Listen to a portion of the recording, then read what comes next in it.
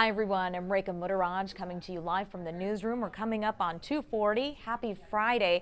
We're going to give you some of the top headlines that are happening this afternoon. We're going to start obviously with talking a little bit about a big weather story. Tropical storm Barry expected to make landfall tomorrow as a Cat 1 hurricane.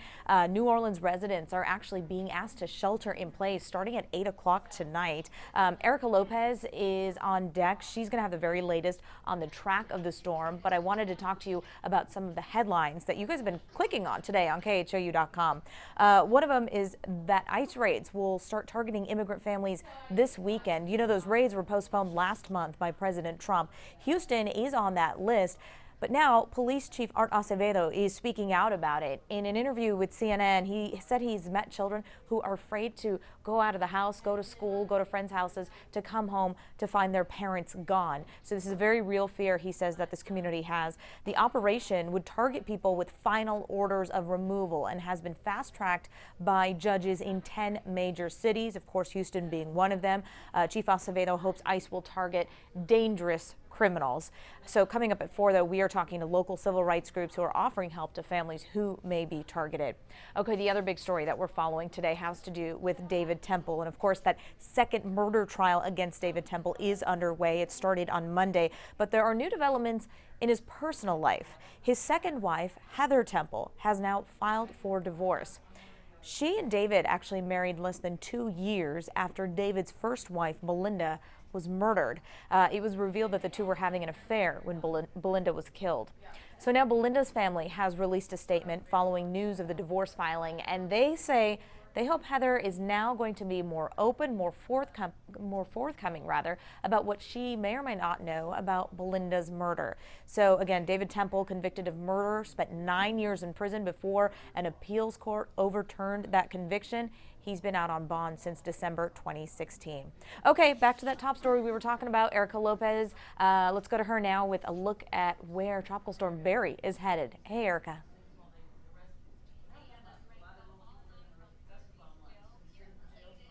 National Hurricane Center. Here's the center of circulation with Barry. Notice we're taking a look at satellite imagery. It's showing us the cloud tops. That means the activity of thunderstorms surrounding that center of circulation. So as of about 1 p.m., that's the latest advisory that came out from the National Hurricane Center. That center of circulation was about 100 miles off of the coast of Louisiana. So still at this moment, we're talking a pretty strong tropical storm. Sustained winds at 65 miles an hour. We need winds at 74 miles an hour sustained within the center of that circulation in order for it to be considered a weak Category 1 hurricane. That is in the forecast. So right now it's a slow moving storm still. It's still moving at 5 miles an hour. So that is not good. The good news for us here in Houston, yesterday, this storm was still taking a westerly track. Now it's taking a northwesterly track. So we're starting to see that northern movement that we've been monitoring in the forecast for the last several days. And that is important in order for us to not get any impacts, or at least major impacts from this system. So we're now starting to see a slow north turn. By the time it makes landfall, it's going to continue to move even more north by tomorrow. So let's walk you through the timeline. Tonight, I think we'll have a very, very strong tropical storm Barry. Tomorrow, expecting it to get to that hurricane status barely, so it will be a weak hurricane, but it will be making landfall somewhere along the central Louisiana coast. Notice that cone continues to get tighter and tighter as we get closer to the system. That's because we're able to pinpoint the forecast models the closer we get to actual landfall.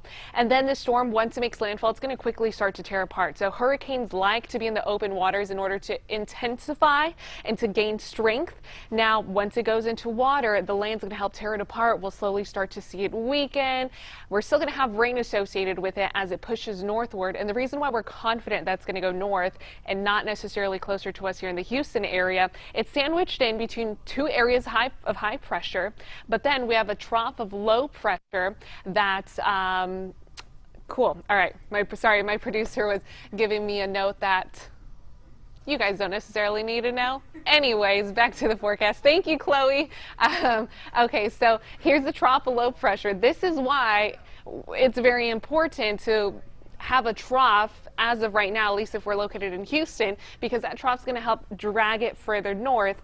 This area of high pressure is blocking it from pushing westward. So we are good here in Houston. Our loved ones out in central Louisiana, they are going to be on the dangerous side. Even folks across Mississippi on the dangerous side of the system. Let's talk about what type of warnings and watches are in effect right now. Big red shaded color, that's a hurricane warning. That means hurricane force winds, and a hurricane is expected to make landfall sometime within the next 36 hours. It's going to be less than that. It's going to be less than 24 hours. So those are issued 36 hours out. Blue shaded colors, those are tropical storm warnings. Same story. Again, it's further blue out because once that storm makes landfall, it is going to weaken. So we're not necessarily going to feel hurricane strength winds in areas such as Alexandria, but we will have tropical storm force winds in that region. All right, storm surge. This is going to be what we monitor very closely because we all know storm surge, how deadly it can be. So you really need to make sure if you have loved ones in these areas that have not evacuated and they're in evacuated mandatory evacuation areas, that they don't go on the roads, because this is normally what causes the majority of deaths when we talk about hurricanes. Storm surge becomes a big issue. Okay, forecast and including our weekend forecast for us here in Houston. Let's walk you through future track. Here's Tropical Storm Barry, likely by tonight into tomorrow morning, a weak hurricane. Notice we have an organized center of circulation. We don't know the exact time quite just yet of landfall. If you want to monitor that with us, just stay up to date with the forecast. If you haven't yet, download the KHOU app. There we're going to give you push alerts and give you the latest up to date on Barry. So if you want to track Barry with us, you can look at radar on there and you can get all the push alerts. Just make sure you have the notifications turned on, and then you're going to be able to track it with us every single time we do these web updates. So here we are early tomorrow morning. This is our short-term resolution model bringing landfall Saturday morning for Barry. Houston, we're not going to be completely dry from this, but we're not going to be as busy as what folks in Louisiana, Mississippi are going to see. Notice this is the dirty side of the storm, which is the east side of the storm. That is going to bring the flash flooding concerns and major flood issues for Louisiana. For us, we're going to get the wraparound moisture around this area of low pressure. So areas of low pressure, I'm going to draw this out for you guys. It has a counterclockwise spin. So we're going to pick up a few rain bands, but it's not going to be as drastic at what folks are getting if they're on the east side of the storm, because the east side of the storm is filtering in moisture from the Gulf of Mexico.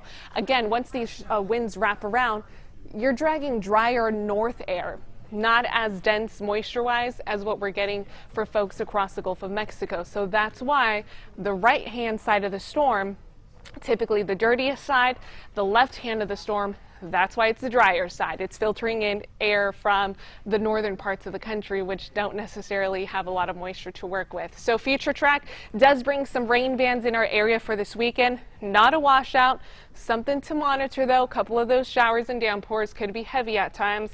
I'm gonna delete my drawing there. How much rain are we expecting? I don't know why that graphic, I've had issues with it. I'm gonna have to walk us through how much rain exactly we're expecting. Okay, here we are through Monday, because we still could be picking up some rainfall accumulation Monday, even into early Tuesday for northern areas that are in this graphic. So up to 10 to 20 inches in isolated areas is something that can't rule out. Models have been very consistent that south central Louisiana, there are going to be some areas that pick up a foot of rain.